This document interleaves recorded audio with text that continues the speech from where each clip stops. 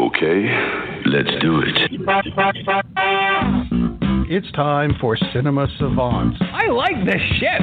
You know, it's exciting. Your weekly source for movie news. An uncharted island. Let me list all the ways you're going to die. Movie reviews. Short of being set afire on stage, he died the most rock and roll death imaginable. And the occasional Hollywood rumor. The only thing we don't have a god for is premature ejaculation. But I hear that that's coming quickly. Hosted by Todd Vandenberg. It's like the Mantis.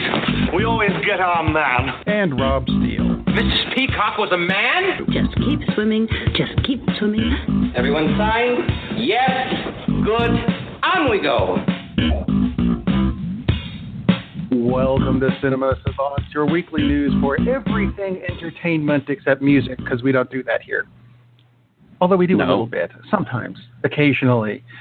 This week, fighting out of the red corner, he is Todd Red Rice Cakes Vandenberg. And I'm the guy in the other corner wondering if I have a decent name this week, and I don't. I've got nothing.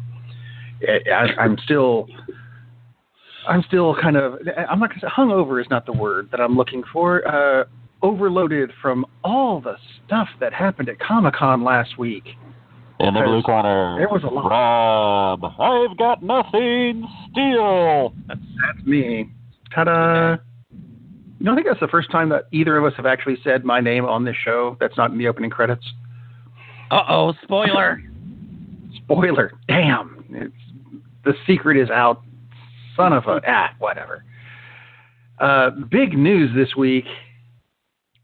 It's not big news. I'm kidding, but I'm going to lead with it anyway. It comes from the weekend box office, where and we were talking about this. I mean, right up until the show started. Yes. The movie of the weekend is still Dunkirk, of which I have something later in the show. The number 2 movie opened this weekend, and when it opened, it is one of the few movies in history that has had a perfect score on Rotten Tomatoes. Did you know that? Mm-hmm. I knew that. A perfect score of 0 on Rotten Tomatoes. That would be the Emoji Movie. It started with a perfect score of 0, and they screwed that up to it's now got an 8. An 8? Wow. Yeah, out of 100. Last time I saw it had a 6 last time I saw, so geez. Amazing. 2 more people went, hey, I thought I liked this movie. No, it's all the reviews are, I haven't seen a positive review of even the trailer, which I believe I mentioned when we first heard about this movie, last year sometime. And I said, folks, this movie is going to suck. Did you listen to me? No. You went to go see it anyway, didn't you? Fine. But the reason I think that this movie is making money right now is, and this is very simple. It's an animated movie aimed at teenagers and lower, and there are not any other options for kids at the moment. Are you going to take your kids to see Dunkirk? No. Atomic Blonde? No. Maybe Spider-Man Homecoming, maybe Despicable Me 3, but Despicable Me has already been out a couple of weeks. You've already taken the kids. Spider-Man, same deal. Valerian, who wants to go see Valerian? Not many people. I'd like to, but when it comes out on DVD, everything that's already out but you know what you has already been out. You don't take your kids to the movie. You take your kids to the park. You take your kids to the zoo. If they want to see a movie, you pop in a DVD of an actual, or Blu-ray, or you just stream an actual decent movie. You don't take them to a piece of crap. Here are the 3 critics who... literally. Here are the 3 critics who apparently thought it was good. The 3 out of 39. A gentleman named David Kaplan. Won't win any prizes for animation, but at least it's an adventurous idea that will appeal to a variety of people. A very small variety, apparently 3 critics. Yes. Another one, Wama Fernandez-Barry. The small-scale achievements in this film are a model worthy of admiration. Really? This person apparently, I'm not sure. This person actually gave it a positive review as opposed to the next person who said, positive messages, but colorful adventure is only meh. That is counted as a positive review. The thing that says, at least it's an adventurous idea that will appeal, that was a positive review. So really, there's only one positive review. And I think this person, I'm not saying they're on medication, but they probably, if they're not, they probably need to be. Because, I mean, seriously. I have some bad news that goes with this movie, too. It had a budget of $50 million and has already made $25.6. It's well on its way to making its money back, so there could be a sequel, which we don't need. A callous cash grab that fully understands what a parent circa 2017 needs to keep the kids contained. Notice, not entertained, contained. A soulless endeavor and a painful viewing experience. Your kids deserve better. Your kids, oh, here's a nice one. Excuse me while I scan my phone for the vomit emoji. That's a great review. My God. That fits. Why? It's a awful, stupid, bankrupt concept, and it's a shame that the people who made it won't go bankrupt. And Sony, really? Thanks a lot, Sony, for coming out with this. I'm sure there's a cross promotion with Sony phones. Oh, I'm sure there is. On the bright side, I did not see an emoji trailer at Comicon. What I did see a trailer for, and this was absolutely unnecessary, was Fuller House Season 2. Had a trailer at Comicon. Yeah, that's why. What the hell for? Why? What was the point of that? So yeah. Anyway, enough of the emoji movie, and enough of Fuller House. It's time to get right into the main news with the good, the bad, and the whatever.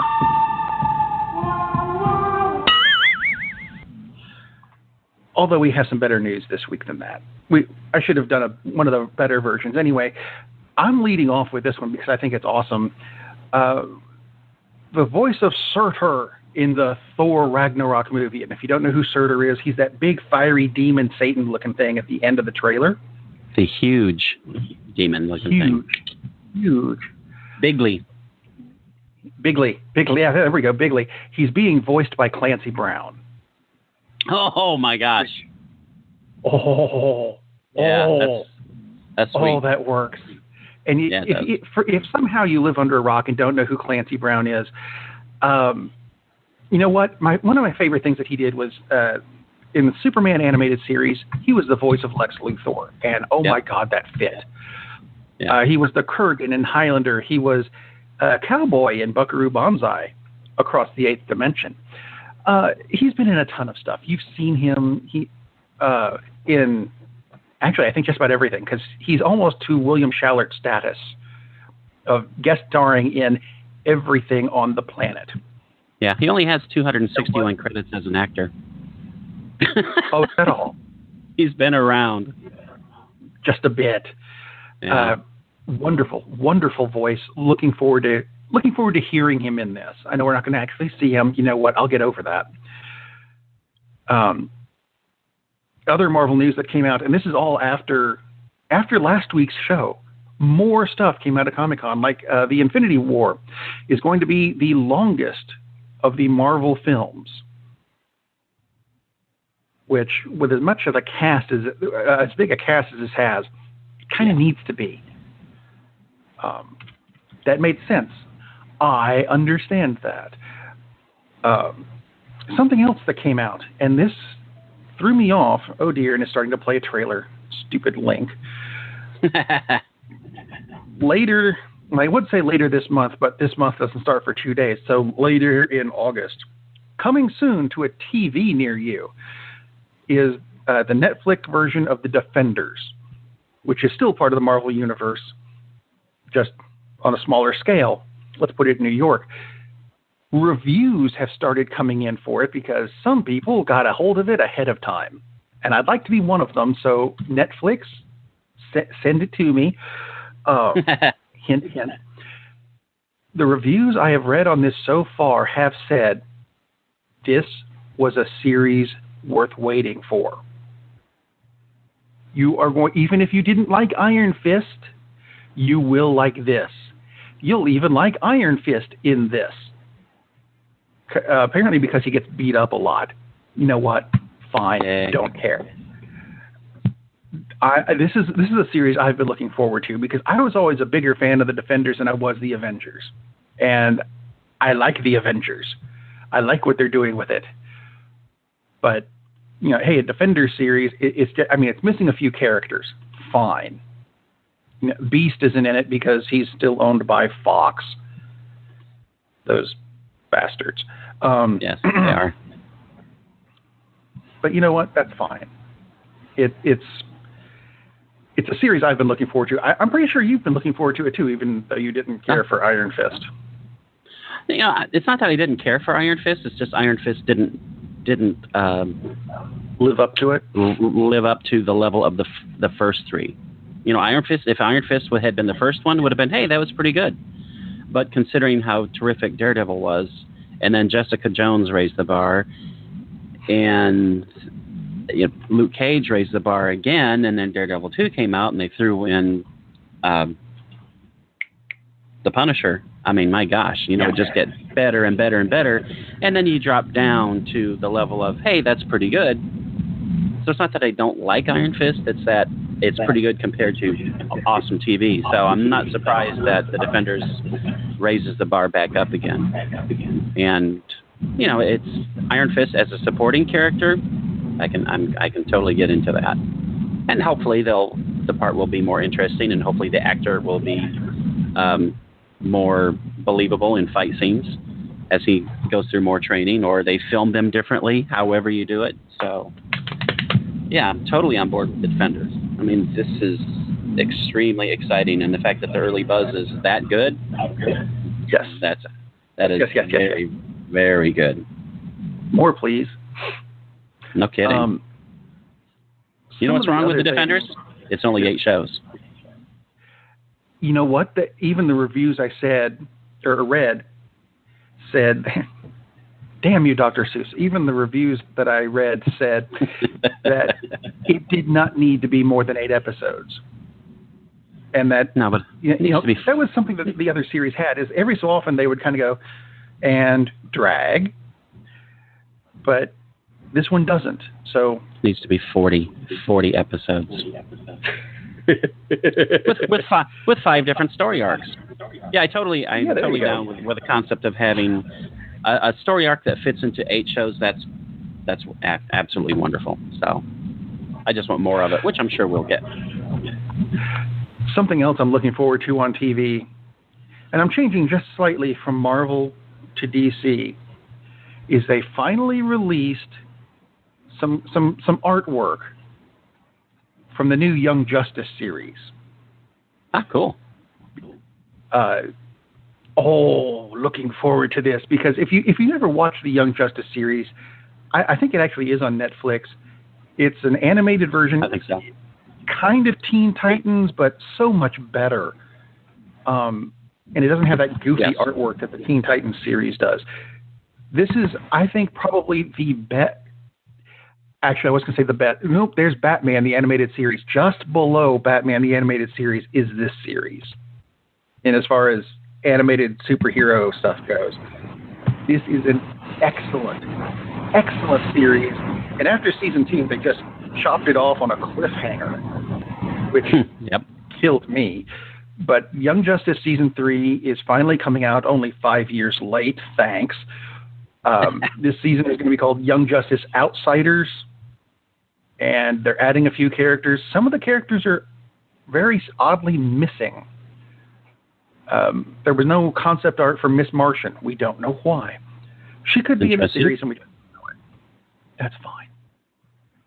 But there's finally artwork, which means the show is finally coming soon. Very happy about that. Something else I'm quite happy about. Comes out of the Doctor Who world. They were talking. There was a thing this week about who was your favorite. How was your favorite companion leaving the show, or something like that? And went through all the companions of Doctor Who and ranked. Oh, this one had the best exit from the show, and on the list was Pearl Mackie, who played Bill this season. And I would have liked an explanation as to why her name is Bill. That is my only complaint about the character. I love the character. It was an awful lot of fun. And it turns out she's going to be in the Christmas special this season, so she hasn't left yet. Get her off this list. Right. There was a trailer for it that came out at Comicon. Did we see it? No, because it came out after last week's show. Basically, the plot of the Christmas special is something is wrong with time. Well, it's a Doctor Who episode. Duh. Yeah, no kidding. Episode is called Twice Upon a Time. Comes out, let's see, the Christmas special. It's going to come out at Christmas. What a spectacular concept that is. I'm glad you brought up Doctor Who. I have a question for you. Certainly. Riff Tracks, the guys who were originally on with Mystery Science Theater 3000, with as in created, they are doing a Riff Tracks version of Doctor Who, The Five Doctors. What do you think of that concept? I mean, I don't understand doing a Riff Tracks version of something that's actually good. I mean, I can see how it works, but you're kind of off track there, aren't you? I think the thing with it is that it was such a... Let's see, the Five Doctors episode came out in 1985, if I recall correctly. And the special effects in it needed help. Well, the special effects that was the thing any Doctor Who show does. Exactly. The Doctor Who is not so much about the special effects, although it's nice to have some. Right. It was about the storylines, and you had to use your own imagination to make it a little bit better than the visuals made it out to be. Right. So, I actually have the DVD of that particular episode, and it's got a commentary track on it, where even the doctors who were on this commentary track are going, "Oh, look, here comes Casper the Friendly Ghost to swoosh us away because that special effect is really horrible." They make fun of it. They know already it doesn't look that spectacular. So, you know what? If they're making fun of it and you want to go right ahead, it's not like my opinion is going to count all that much anyway. But or mine. But I mean, it seems rather odd to choose that, because typically they choose films. Well, not typically, always they choose films where nothing works. The performances are awful, the script is awful, the production values, et cetera, but just to go after this because, wow, look at the cheesy special effects. Seriously? What kind of a production budget did they have for these things? $17? $19.95. Yeah, that makes no sense to me. Just let's riff on this. It's to me that's offensive is going way over the top. It's not offensive, but it just doesn't make sense to me. And it's not don't mess with my Doctor Who. I would go with disrespectful. Yeah, I think so. And it's the whole concept of Riff Tracks and Mystery Science Theater 3000, yeah, it's disrespectful at the core. I get that. But to me, it seems like you would go after something that has a lot more to make fun of. So I'm not quite sure how this is exactly going to work. This just seemed an odd choice to me. Movies? Yeah, no kidding. And any of course, of them. The issue is they can't really, because they can't afford the budget to get rights to do that. Plus, right. Fox would kind of cry. So, but yeah, the stuff like that. Yeah. Geez. So anyway, I mean, you could do a Star Trek episode, because their special effects. I mean, before. Yeah. Have you seen what they did with the original series when they upgraded it to Blu-ray? I have not. Where they went back and they have gone back and redone, if not all, a vast majority of the special effects. That's interesting. So when you have the Enterprise fly up to a planet, it is no longer a ship on a wire flying up to a blurry marble in the distance. It's the Enterprise flying up to a planet, which might take some people out of it a bit, but the way they've done it, it works really well. I'm very happy with the way they did that. Yeah, I mean, that's kind of cool, but I mean, at the time, that was the most expensive TV series. I mean, it was $100,000 an episode, which is why it got canceled, because it was so damn expensive to make. Exactly. And they weren't getting the ratings they were hoping for. And of course, history has proven they maybe made a mistake, but for the amount of money they were putting into it, they weren't getting the return. So it made perfect sense that they said, okay, we've had enough. So it wasn't like they were running out of low budget. It was just that was state of the art for the time. Absolutely. Anyway, let's see. Skipping to some stuff that I'm going to call both good and bad news. Comes out of Warner Brothers, who are going to go back and do $25 million of extensive reshoots on the Justice League films. I think that's the good news part of this. Yeah, the bad news is, have you heard about Henry Cavill in this? Because they kind of said, yes, Henry Cavill is going to be in the Justice League movie. I am so amused by this. Me too. Henry Cavill finished the Justice League shooting and went off to start shooting Mission Impossible 6, which is MI6, so that should be taking place in London, I would think. Anyway, I digress.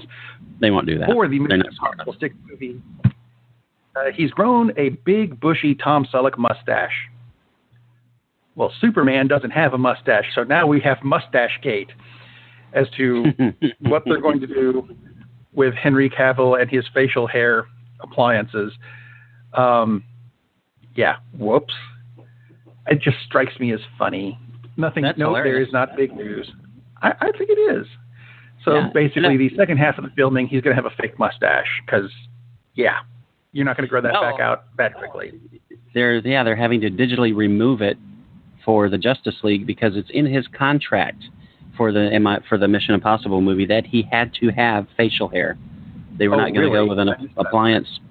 So at least that's the last thing I read about it, which is interesting because he's jumping between two different sets rather frequently, obviously. Yeah. Because otherwise he could wrap up one and then shoot the other.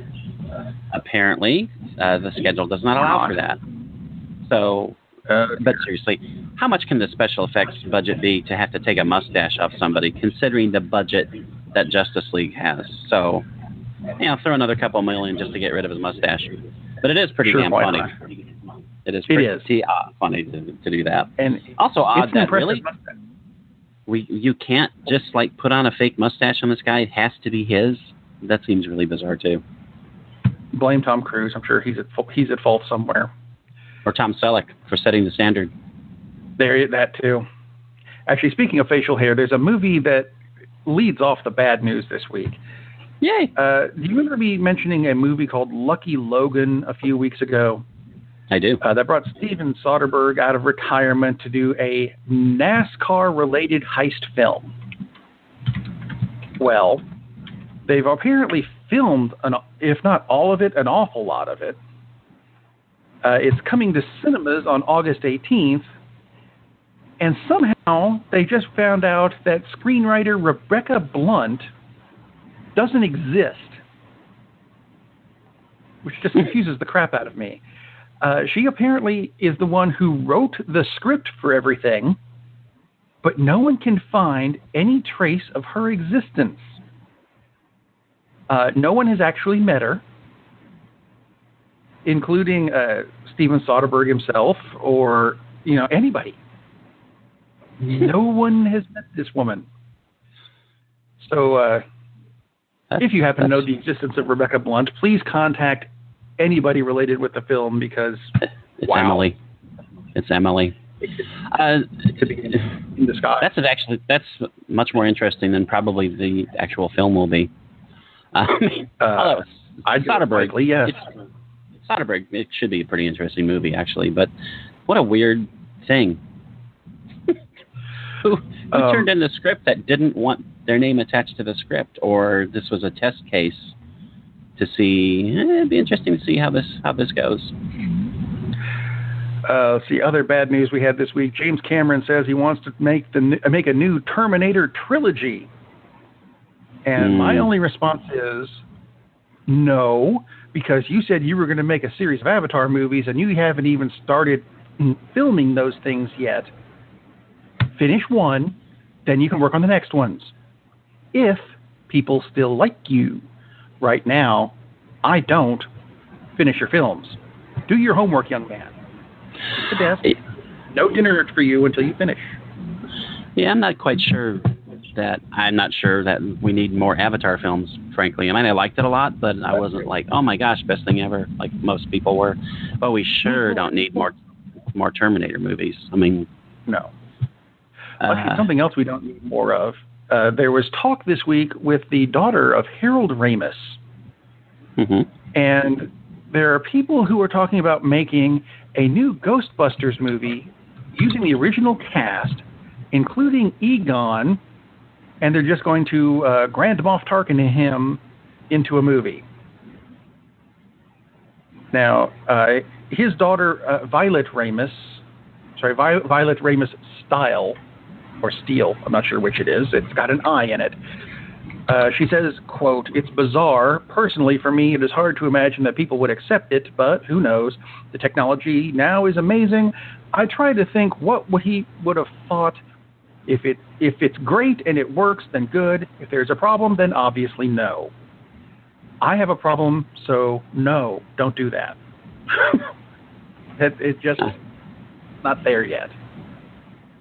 We're eventually going to get to the point where we get a sequel to Casablanca starring Humphrey Bogart. Yeah. It'll happen. Hopefully not while I'm alive, because yeah, let's not go that route. Yeah, I really don't want to see this. I just don't. I'm not interested in it in the slightest. Let's see, other things, and I threw some stuff into the whatever category. Brainiac, Doomsday, Hawkwoman, and Adam Strange are scheduled to appear on the Krypton TV series. Do you care? No, because I don't care about the Krypton series whatsoever. Me neither. Adam Strange, now that's an interesting inclusion. I would much rather see an Adam Strange series than that would Krypton. Work for me. Because, like we said last week, Krypton, how is this one going to end? What's the point? I don't freaking care. And I didn't like any of the Krypton sequence from Man of Steel. It was just so ugh. I didn't care for it in the original Superman movies with Christopher Reeves, where Marlon Brando himself played Jor-El. And I guess kind of went, everything's too white, turn it down. Get him off the planet. It's going to blow up soon. Quite true. Just probably because the white balance that's what really did it. Was the white balance was so far off in Krypton. But it inspired a young Michael Bay, and inspired a young Michael Bay to overlight everything. Yeah, maybe we can go back and maybe Superman can fly around the planet and go back and have Michael Bay go into a different career. Please. That could happen. I wish it would. Let's see. Jared Leto is talking about playing the lead role in the Bloodshot movie. If you don't know Bloodshot, think Deadpool, but Bloodshot came out first. So there. I'm just saying. A little bit of a rip-off of somebody, maybe, just because he's in a different comic group? No, can't be. That would never happen.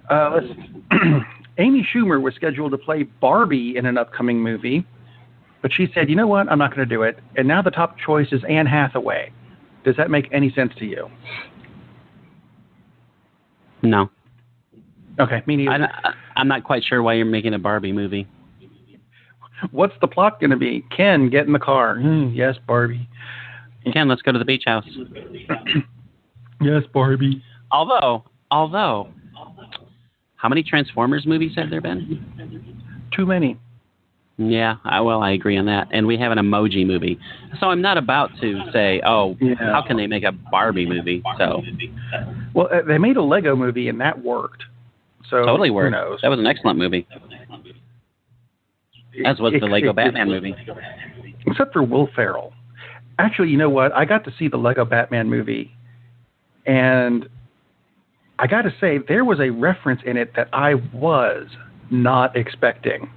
And I'm just going to throw this out as quickly as I possibly can. Danny Elfman quite famously did the theme to the Tim Burton Batman movie. And from there went on to do just bajillions of scores, and that's wonderful. But do you know his previous career before doing movie scores? Oh, yeah. Totally. Oingo Boingo.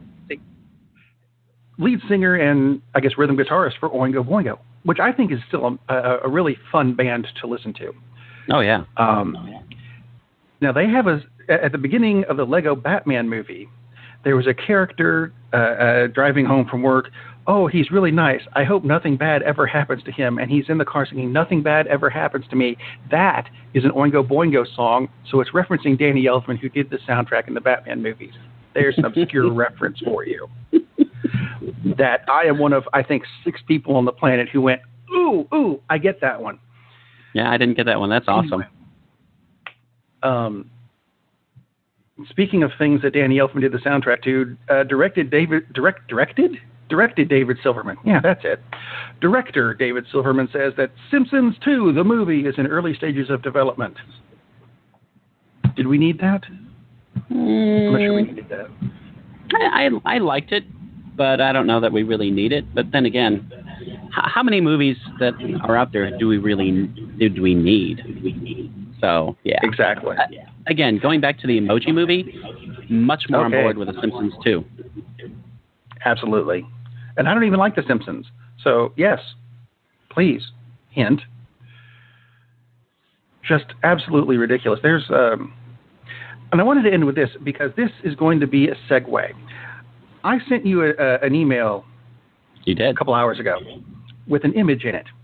Yes, that comes from the Internet Movie Database. Now, if you go to IMDb occasionally, you're going to find that in the back they have the main center column where they keep everything, and usually the left and the right of the screen are blank. But every so often, a big movie comes along and buys some ad space on either side of the main column. And they did this Friday, and it's gone now. But I have a screenshot, so it exists. I'll put it on the website or something. The background for IMDb showed on the left side a man who appears to be kind of crawling on the ground, and his jacket may or may not be on fire. On the right side, there's a soldier with his head buried in the sand with an explosion behind him and a quote on top that reads, "Hands down, the best motion picture of the year, Chris Nashanti, Entertainment Weekly." What is missing from this advertisement? I don't know, maybe the title. Maybe the f***ing title of the movie. Because I'm looking at this going, it could be Dunkirk. It could be Valerian. I can't tell. They forgot to put the name of the movie. That's kind of like, buy our soft drink. Our soft drink is spectacular. Which one is it? We're not going to tell you. It would have worked if it had been a highly recognizable actor that they used, and it's not. It's one of the fresh young faces, but I don't know who he is. Of Dunkirk. I thought that was kind of an interesting thing too. Very odd. I do have a couple things I want to touch on before we jump into other things that fit in with the good, the bad, and the ugly. Some news about the It movie. Yes. The big trailer came out. The big trailer came out. It looks quite scary, which is a good thing. It should be scary because it's a scary movie. I did have a thought about it. I wonder how many people will not go see it because they're terrified of clowns. And here's a terrifying clown movie, so that'd be interesting. I suspect quite a few. There's good news and there's interesting news. The first person that they wanted to play Pennywise, and I really wish this had happened, but apparently this person was committed to filming and could not be digitally altered, unlike Henry Cavill. They wanted Henry Cavill and his mustache to play Pennywise. They wanted Tilda Swinton to play Pennywise. Long pause. I'm trying to picture that. That would have made me 500% more interested in seeing the movie, because they just have this random Skarsgård guy who was in the Allegiant films, and it's just, and not saying he might not be a terrific actor, but there's really no evidence of acting whatsoever in the trailer because they just have him popping up out of water and looking scary. So who knows if he even has any lines at this point. Does I heard him speak, and it's not the voice that I would have chosen. Yeah, I'm not surprising. Tilda Swinton would have been awesome. That would have been terrific. So that's kind of one of those, gee, too bad that didn't work out. The good news, the awesome news, is the thing I really, really hated about the book It, which was terrific for, 700 pages and then turned to crap for the last 50. The same as the miniseries. There's no freaking... this may be a spoiler if you... Actually, it's not much of a spoiler because it's not in the movie, so for whatever. There's no damn turtle. Thank God. The director is on record as saying he didn't really like the whole turtle part. And so he decided, we're not going to go that way. So thank you from the bottom of my heart. That makes me 400% more interested in seeing it, because that turtle was the worst ending of any Stephen King book ever, including the ones where it just peters out and nothing really happens. So thank you. It was apparently Bill. Sorry, go ahead. Yes. Sorry. I was just going to say it was just a terrible ending in the book, and a terrible ending in the two-part mini thing that they did back in the 80s. The mini thing, yes. So, yes. Oh my God, this makes me very happy. Now I may actually go see the damn thing, although so far not impressed with Pennywise, because every single image, he's incredibly evil. Like, that's not how you play it. But he's got balloons. Okay. Can you tell? Yeah, the balloon is scary. The balloon is more scary than the clown, because he's like, oh, yeah, I get it. He's terrifying. But what's more terrifying is the insinuation of the happy, apparently nice Tim Curry version. It's kind of like, from the trailer, they don't get it. No. Because who would go to this clown? Nobody. That was the point. The clown was seductive. That's why he was a clown. So, yeah, we'll see.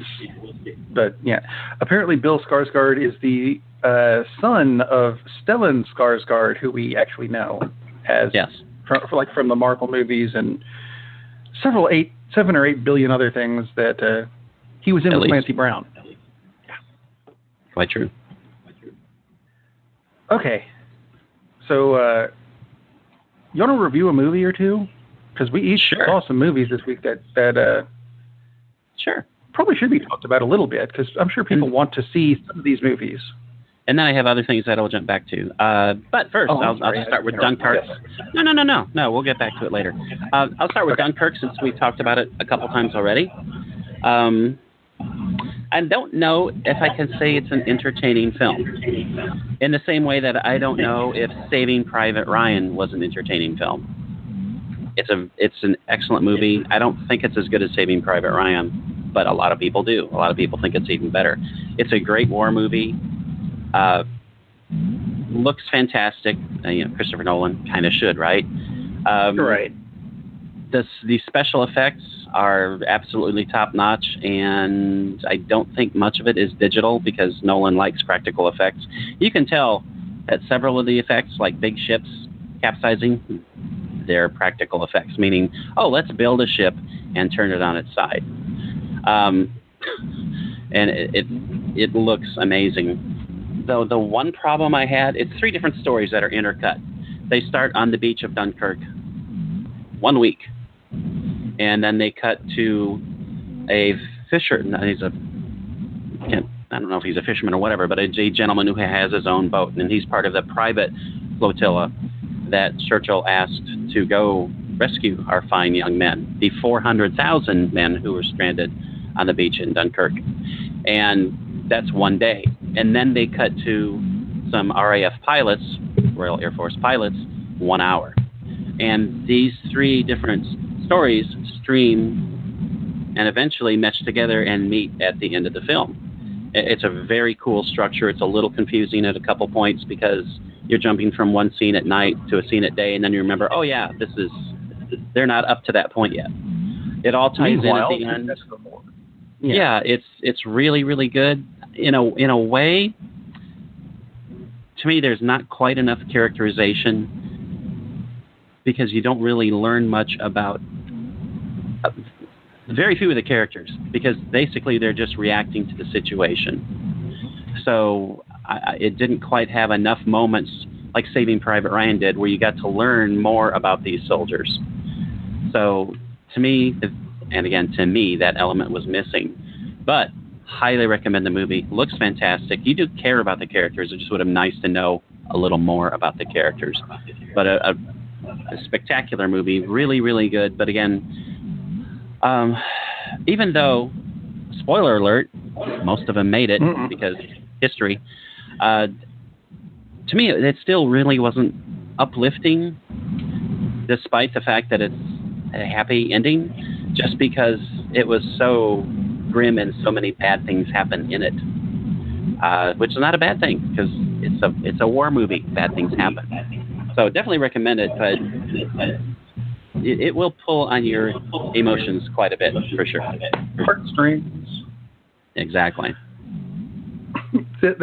Movies like that I'm kind of leery of seeing because I know that.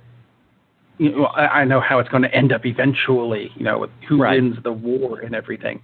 Yeah. But at the same time, I'm kind of leery about going into a movie where I'm going to go, I'm pretty sure a lot of these characters are going to be dead. Yeah. I don't want to like them because, then it's going to make me sad. And but at the same time, the way the suspense is built is great because the way everything finally comes together at the end, and you're not sure because it's a war movie who's going to make it, who might not. I mean, it's brilliantly done, and you do care about the characters again, like I said. It's very good. It's just they just don't have enough time to give you a better picture of who they are. Would you like to watch a movie where you might care about some of the characters, but you're more interested in the action that goes on with it? Often. Because I watched a movie yesterday that, wow, it did not turn out the way I was expecting. Because, well, it started off, let's go with, it's a Guy Ritchie movie, which is really weird, and I'm wondering if Guy Ritchie has a sister whose name is Gal Ritchie. And then Gal Ritchie, right, who I'm sure could work on the movie, Gal Ritchie has a son, and we're going to call him Nephew Ritchie. And Nephew Ritchie did the makeup for this movie, and Nephew Ritchie married Marion Ross's character, the widow from Happy Days. That makes him Ritchie Cunningham. And the reason I'm doing all this is because it's going to make just about as much sense as this movie did. I think just about everybody is at least vaguely familiar with King Arthur. I would hope so. There was the movie King Arthur, Legend of the Sword. I'm going to tell you, it is actually a fun movie to watch, but that's follow me on this plot trail. The movie started out with Mordred, however you want to pronounce his name, Morphine, whatever, attacking Camelot under the rule of Uther Pendragon, Arthur's dad. Now, it could have been Camelot. It could have been Isengard. I couldn't really tell. And he was attacking it with Oliphants that got a hold of some Mario Brothers mushrooms. I don't remember that being in the story. Eventually, Uther was slain by his brother, really, and Arthur gets put in a boat, becoming Moses. And the boat somehow wandered through the set of Prometheus for some reason. I haven't figured that out. He grew up with kind of... It's not going to get any better. He grew up with kind of this Oliver Twist, Rufio from Hook upbringing. Became kind of this little underworld gangster lord, really. Jude Law's character, really? Jude Law's in this movie too? He was made the king because he was the brother of Arthur brother of Uther, who betrayed Uther Pendragon. And I had to pause it at this point because 37 minutes into the movie, we finally find out his name is Vontigern. And I don't remember that name being in the Arthur mythology, and I haven't found it anywhere yet. No. Let's not worry about that. Jude Law is king. Sure, why not? And do you know where he got his power from? Do you know where he got his power to defeat Uther and Excalibur? Ready? Sure. He made a deal with Ursula from Little Mermaid and her two sisters. What? At one point, they captured King Arthur just after he pulled the sword from the stone, which of course made him pass out, which allowed Jude Law to make Darth Maul's speech from episode 1, the one that was cut, because otherwise it would have made Darth Maul more than just eye candy. It might have made him an interesting character, but it wasn't there, so it didn't, really. Let's see, there was a lot of people who were saying, yes, Hail King, only they looked like they were doing the Heil Hitler thing, which, not a good image. No. Arthur escapes and becomes Robin Hood and is sent on a quest by a mage who is not Merlin to unlock the power of Excalibur, where he encounters large bats and other ROUSs. Yes, that is a Princess Bride reference. Before fighting off some giant wolves on top of Weathertop. Back to the Lord of the Rings. Okay. Yeah, if you can follow all this, including a very bizarrely filmed chase scene where it seemed like we were just getting close-ups of the people running away who were holding selfie sticks on themselves. Don't know why. It was filmed very weird. So look, the way I'm going to phrase this is, if you want a good King Arthur movie that is true to the legend, this isn't it. But it is a fun movie. They were just using the King Arthur name to make money. Unfortunately, it only grossed about $40 million domestically and cost $175 million. So good use of the name. Well done. It was a fun movie, but holy cow, there was a lot of stuff in it that made you go, I'm sorry, what movie am I watching again? It's bizarre. It's fun. It does sound fun. Fun and entertaining, which is good because the trailer looked fun and entertaining. But then I read the reviews and I was like, yeah. And Guy Ritchie is he's problematic because a lot of his movies are fun, but then a lot of his movies are trash. So it's always kind of iffy. It does sound fun. And written by Rebecca Blunt. But that makes me want to see the movie because it does sound fun, although just a complete mess. To give you an idea, one of the really bizarre things about it, as if there wasn't enough, it turns out the sword, or the stone that the sword was stuck in, was actually Uther Pendragon himself, who managed to stab himself in the back before turning into a rock. So make sure you take enough weed with you before you watch this movie. Yeah, totally. Wow. Yeah, that is a wow.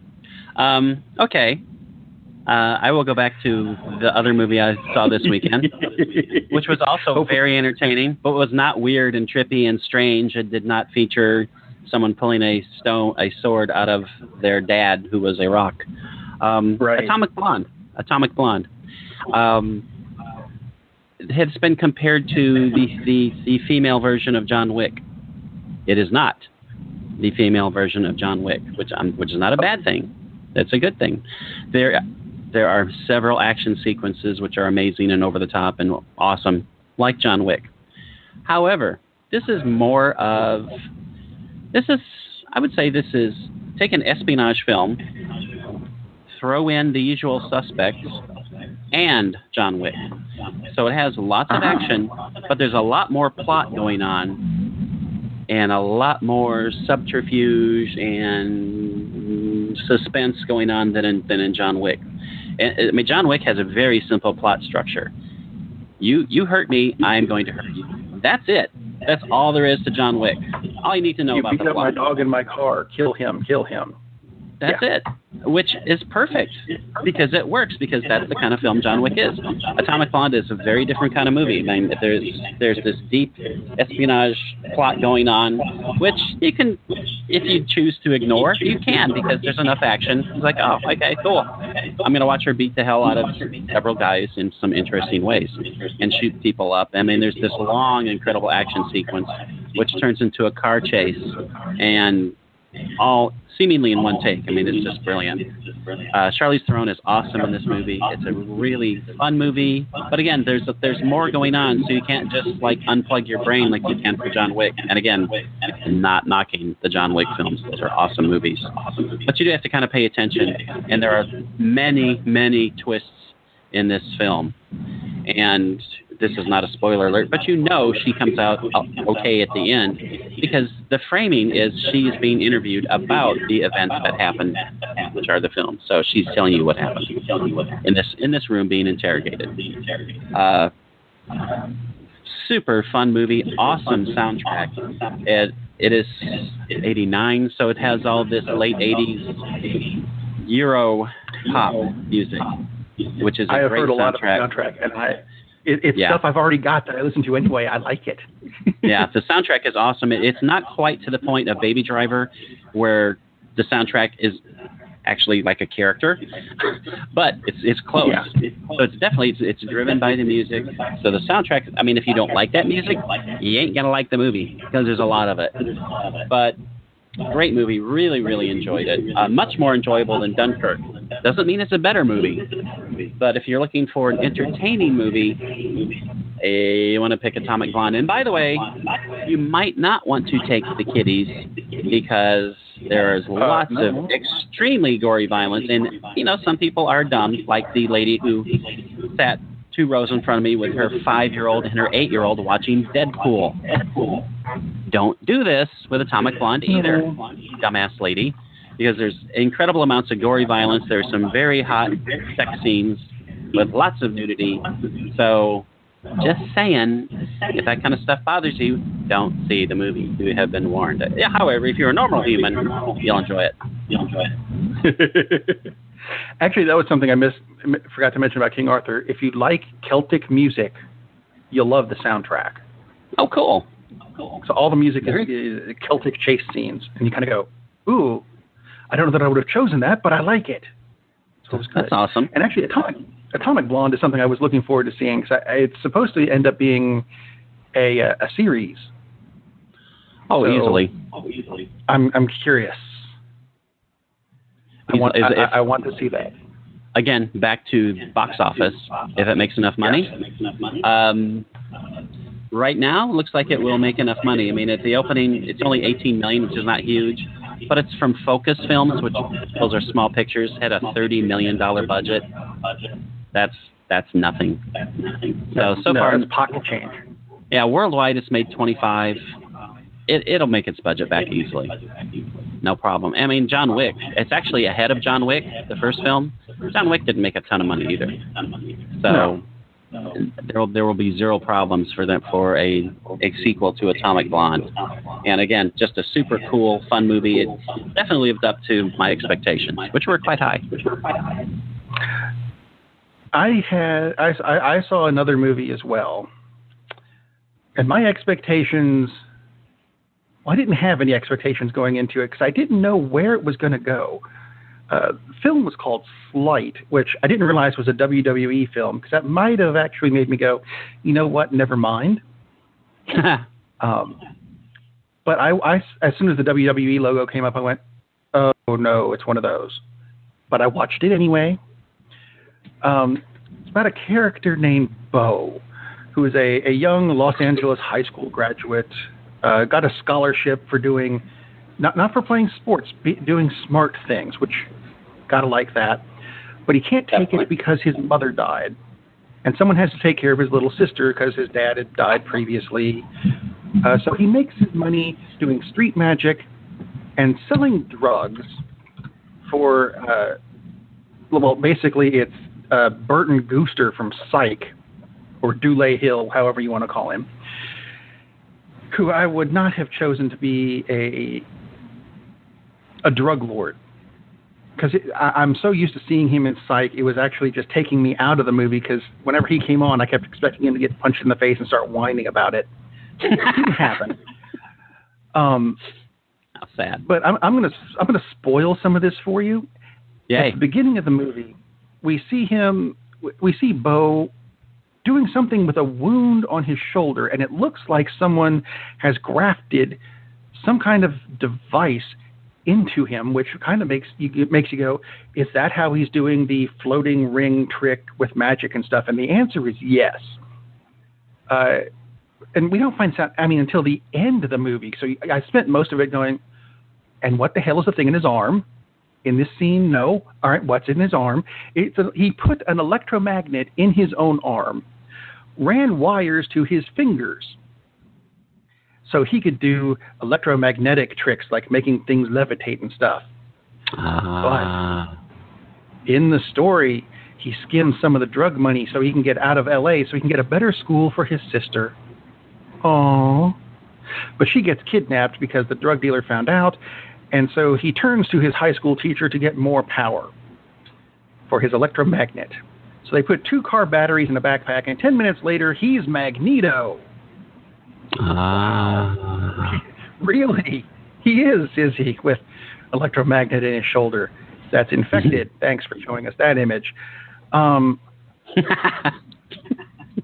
I'm sure that was pleasant. It didn't really take off plot-wise. I mean, a lot of it is slow and plotting, and it didn't really take off until there's 10 minutes left in the movie. Thanks. Oh, wait, I forgot. He found a girlfriend, so there's a love interest. Oh. And she just loves getting off on his electromagnet that's built into his shoulder that's sticking out and infected. And anyway, it's not pretty. Did they set it up for a sequel? Yes, they did. So, if I'm honest, wait till the sequel comes out, because that should be interesting, because I've just told you everything you needed to know about Sleight. Here's the question. They made it with a budget of $250,000. They made almost $4 million. They win. There can be a sequel. $250,000. Isn't that amazing?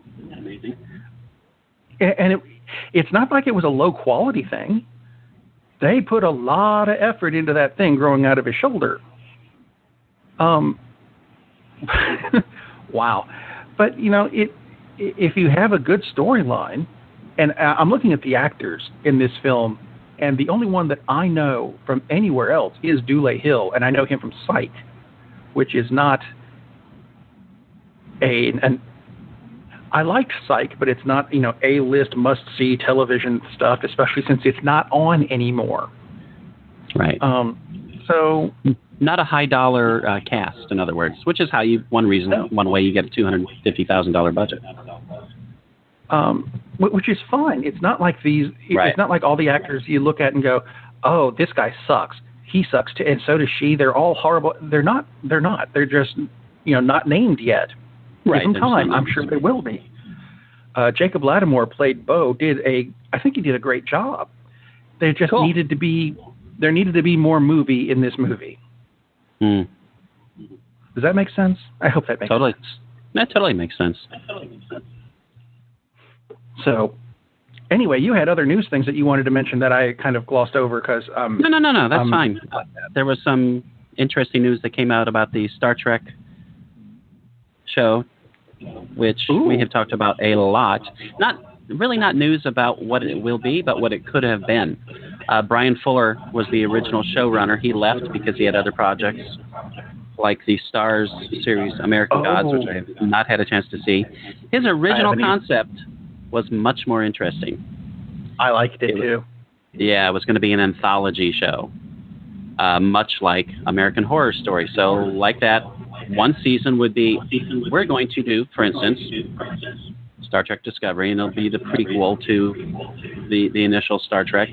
The next season, maybe we would be in the world of Next Generation. The Next Generation, and on and on. That would have been much more interesting to me. And I'm not saying I'm not interested in this, because this looks very interesting. Sounds very cool. What they are doing. I like the characters. I like the setting. But how much cooler would it be to see various stages of the Star Trek universe? I really, really like that concept, and it's a shame that CBS wasn't down with that. So apparently that had much more to do with Fuller leaving than just that he had these other projects going.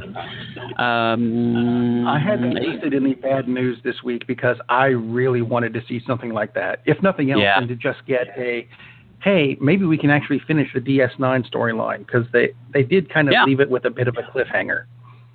Exactly. I mean, it would have been very, very cool to have seen this happen. And it's not like it can't in the future, obviously. Right. They can always come back and do this. And hopefully they think about it and say, yeah, that is a great idea. A service which is out there, this is very good news, a service which is out there, if you have a library card, you might want to check into something called Canopy. That's Kanopy. A friend of mine said, hey, you might be interested in this. I'd never heard of it. It is available through most public libraries. It is a streaming service, which, and again, this is not like Netflix or Hulu, but that's the whole point. They do have the entire Criterion collection available. They have lots of art house films, so more unusual films. The only restriction is you get 5 movies a month, which is how they keep the cost down, which is why it's free. That's the whole point. It is free. So 5 free movies a month. All you have to do is connect to your library card. Pretty cool. And again, that's Kanopy. I am looking at that now. You can get it through your library, and I believe you can get it through Roku as well if you have one of those. You have to get it through the library through Roku. But it is. You can stream it on Roku, and you can stream it on your phone, your tablet, anything, which is one of the very cool things about it. And I have used it, and the streaming quality is top-notch. It looks awesome. So Kanopy. Excellent. The other news I have, and this is very, very bad. Oh, no.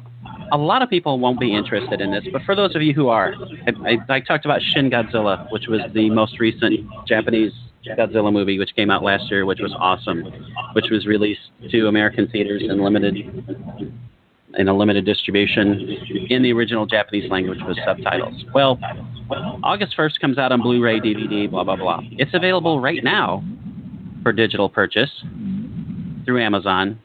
Do not get the digital download.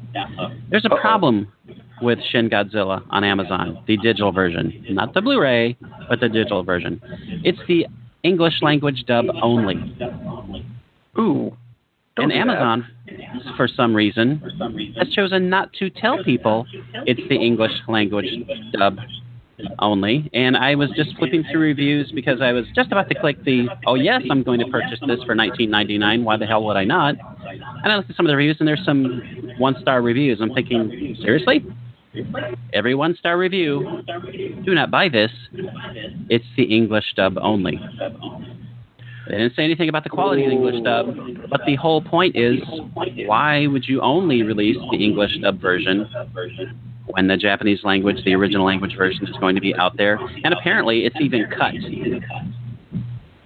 So apparently they even cut scenes, did an English language dub, and didn't bother to tell anybody that. That's the real problem. So shame on you, Amazon, for being total dickheads. That is unbelievable. We can call them Amazon now. Yeah, no kidding. That's ridiculous. Because I swear, it's not like I swear, but if I had spent $20 on this movie and it was the freaking English dub, and if that's how you want to watch it, and apparently choppers are landing on my house, oh my God. I was going to say. Anyway, it's Amazon. Bezos is very upset. How dare you call us Scamazon? Well, I'm the one who said that, and you're at the wrong house. Ha ha ha ha. Yeah, that would have been an instant return, because no. You don't take foreign films and then do English dubs and then not tell people that. And why would you not have the original film available for digital anyway? That's unbelievably stupid. So that's a major no for Amazon. I'll agree. Major no. Circle gets the square. Ding. Not that anyone's going to get that reference, but that's okay. I make that joke a lot. No, I totally get it. Well, I always went for Charlie Weaver, even though he's in the corner. There you go. So that sounds like we've come to the end of another episode of Cinema Savants. It do. Tune in next week when you'll hear Dr. Bob say, yeah, I don't have anything for Dr. Bob, but, you know. It's like, is there a new closing? I see no closing. Well, apparently there isn't. I thought there might have been, but yeah, I guess not. It doesn't matter.